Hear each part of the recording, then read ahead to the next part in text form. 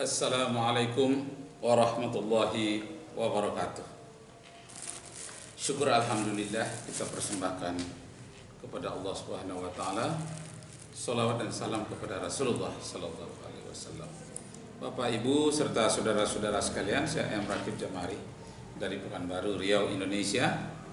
Pada malam hari ini kuliah ke-16 seharusnya sudah habis ke-16, tapi saya isi yang ke-16 ini dengan mengejar ketertinggalan kuliah pada pembahasan pertama. Jadi judul yang pertama dalam kuliah saya untuk mahasiswa pendidikan agama Islam di Persada Bunda, yang pertama itu hanya kerangka berpikir keagamaan, hanya itu saja. Nah, tetapi setelah saya koreksi kembali, saya lihat video saya sendiri ada yang tertinggal. Jadi untuk mengejar ketertinggalan bahan yang belum disampaikan kepada mahasiswa itu, maka pertemuan yang ke-16 ini saya ambil untuk menyempurnakan pembahasan pertama, menjemput judul yang pertama yang ada bahannya ketinggalan. Nah, apa bahan yang ketinggalan itu? Bahan yang ketinggalan itu ialah daya tarik dan pesona keagamaan. Nah, jadi judulnya menjadi kerangka berpikir dan daya tarik atau pesona keagamaan. Nah, jadi Bapak Ibu serta saudara-saudara sekalian, daya tarik dan pesona keagamaan ini memang paling mendasar dalam kehidupan sehari-hari. Umpamanya di negara barat ya, daya tarik Islam itu bagi para profesor yang otaknya jenius, yang tinggi pengalamannya, itu bagi dia yang menarik itu adalah nilai-nilai ilmiah di dalam kerangka pikir keagamaan, baik itu agama Islam, Yahudi maupun Kristen, Buddha. Jadi dia melihat ada daya tarik dalam bidang hal penelitian ilmiah. Nah, banyak teori-teori yang dilahirkan dari keagamaan.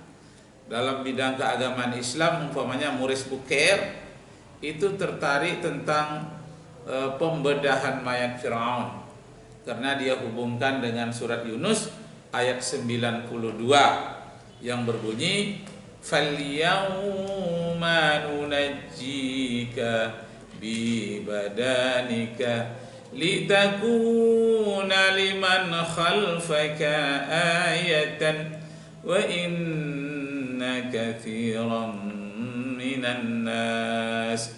minan nasi an ayatina laghafilun.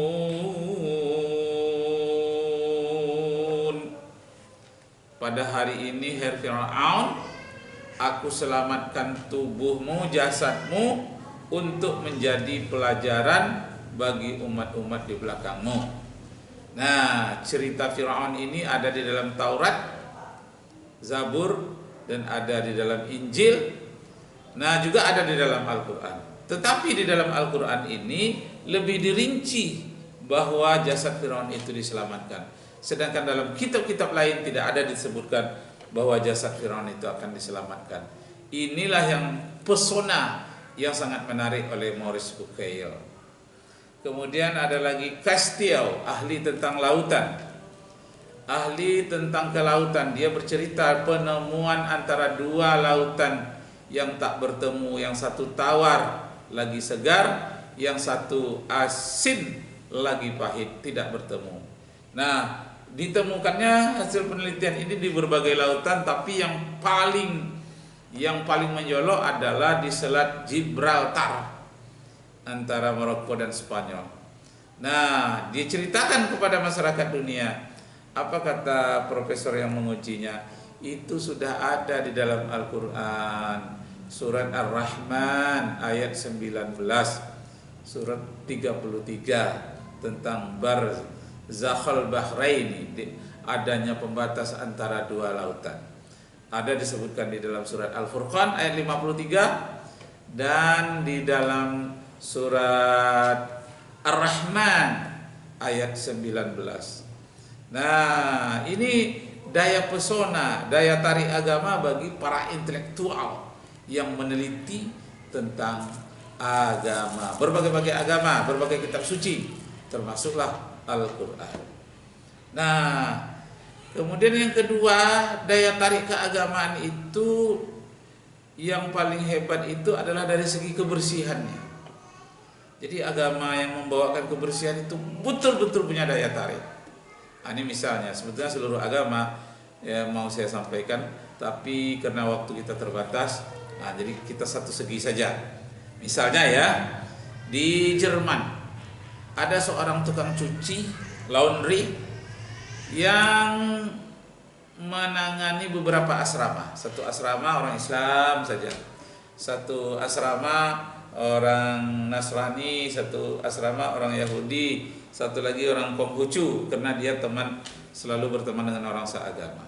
Nah, yang satu asrama tadi yang Muslim, ada yang Pakistan, ada India, Indonesia, Malaysia, dari Arab kumpul, dan itu ditangani seluruh asrama itu oleh satu badan pengelola bagian kebersihan.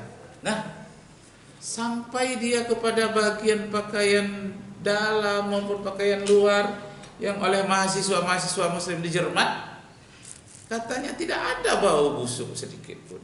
Akhirnya dia tanya kepada mahasiswa Muslim, kenapa pakaian dalam kalian tidak ada bau busuk satupun ketika kami mencucinya?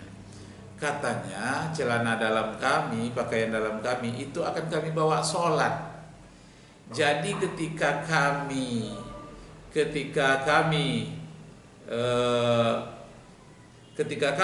buang air, atau ketika kami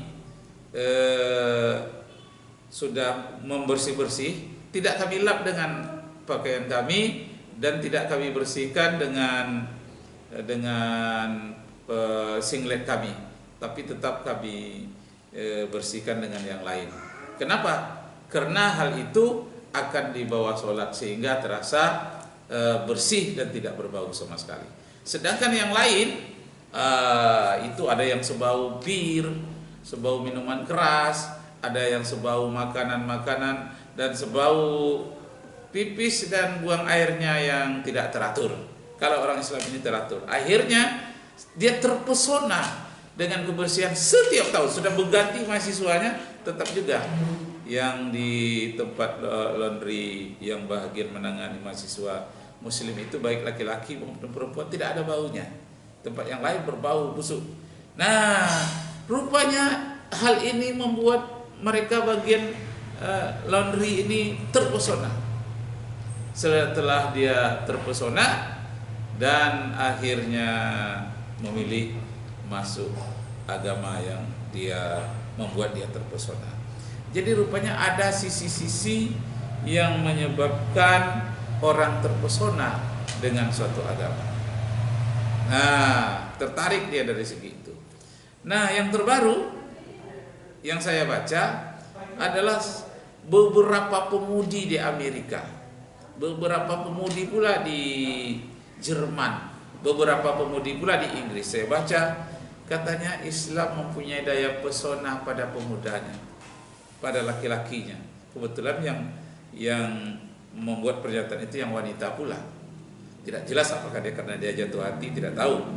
Tapi yang jelas katanya, saya membandingkan antara laki-laki Muslim yang berasal dari Timur Tengah, dari Indonesia, dari Malaysia, laki-lakinya ini lebih sopan, lebih bertanggung jawab dibandingkan dengan laki-laki Eropa katanya. Lebih setia.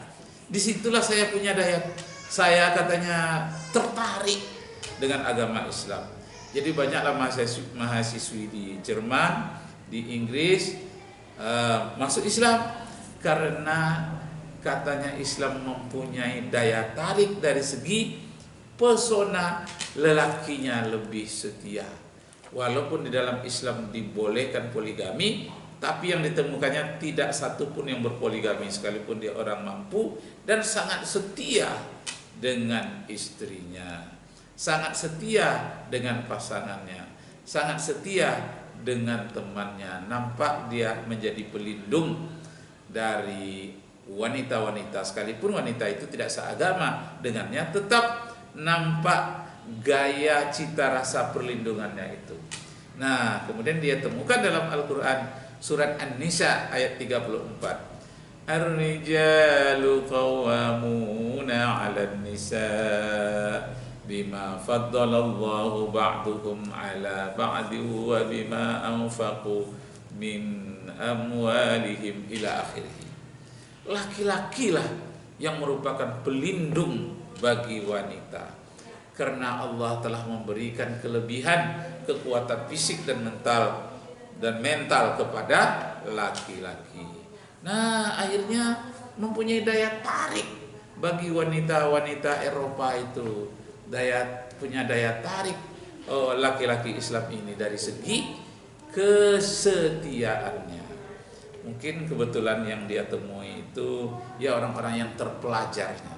Tapi dia bandingkan dengan yang lain juga yang terpelajar.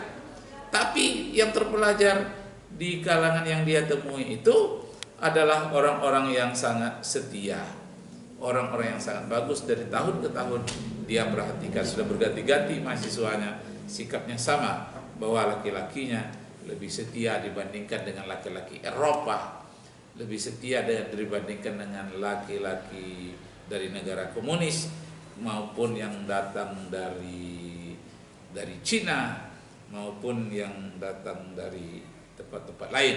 Nah, itu menurut pandangan mereka. Karena mereka terpesona, lalu dia katakan memang Islam itu punya daya pesona. Nah, demikianlah dulu Bapak Ibu serta saudara sekalian sebagai pengantar. Jadi saya bacakan kurikulum yang dilalui terhadap mahasiswa saya. Ya, materi kuliahnya pertama, kerangka berpikir dan daya tarik atau daya pesona keagamaan. Semua agama mempunyai daya pesona. Nah, kalau kita punya banyak kesempatan, 5 agama besar itu apa saja pesonanya kita sampaikan. Terutama saya akan menyampaikan. Kalau saat ini karena waktu terbatas, ya hanya sebahagian saja. Jadi 1, kerangka berpikir dan daya pesona keagamaan. Yang kedua, kesalahan berpikir ateis dan komunis. Jadi walaupun nampaknya orang ateis komunis itu sangat ilmiah, sangat alami, tetapi setelah diteliti rupanya sangat tidak ilmiah. Kemudian yang ketiga, 10 bukti ilmiah bahwa Tuhan itu ada. Yang keempat, mengenal agama-agama besar dunia. Yang kelima, 10 kesamaan antara Islam dan Kristen. Yang keenam, asal usul alam semesta menurut kitab suci dan menurut sains. Yang ketujuh, 10 bantahan ilmiah terhadap teori evolusi. Yang kedelapan, 10 asal usul kejadian manusia. Kemudian yang ke-9, 10 karakter manusia menurut kitab suci. Yang ke-10, 10 dasar-dasar hukum Islam, artinya mengenal dasar-dasar hukum Islam. Yang ke-11, 10 hikmah hukuman potong tangan bagi pencuri menurut ajaran agama. Kemudian yang ke-12, mengenal kanun dan perda syariah. Yang ke-13, mengenal riba dan bank syariah. Yang ke-14, antisipasi pemikiran liberal dan sekuler. Yang ke-15, antisipasi pemikiran ekstrim di setiap agama. Yang ke-16, 10 pengenalan terhadap hadis dan sunnah. Yang ke-17, batas-batas toleransi umat beragama. Yang ke-18, 10 alasan haramnya rokok, ekstasi dan narkoba serta minuman keras. Haramnya rokok, narkoba dan minuman keras. Demikianlah Bapak Ibu saudara-saudara sekalian, nanti akan kita sambung lagi pada episode yang berikutnya. Wabillahi taufiq wal hidayah. Wassalamualaikum warahmatullahi wabarakatuh. Assalamualaikum.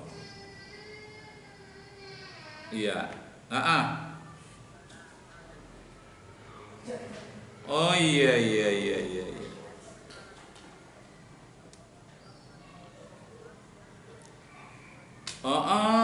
Malam ini saya ngasih kuliah di internet melalui untuk mahasiswa sampai jam 9.30. Di atas 9.30 bisa lah. Ah, ah, ah, ke rumah bisa. Ah, ah, iya iya ya. Oke. Ya, Waalaikumsalam warahmatullahi wabarakatuh. Astagfirullahaladzim. Nah, baiklah, ini ada kawan dosen juga, doktor dalam bidang fikih, dia akan berkunjung ke rumah. Nah, demikianlah Bapak Ibu serta saudara sekalian. Sekali lagi saya tutup, wabillahi taufiq wal hidayah. Wassalamualaikum warahmatullahi wabarakatuh.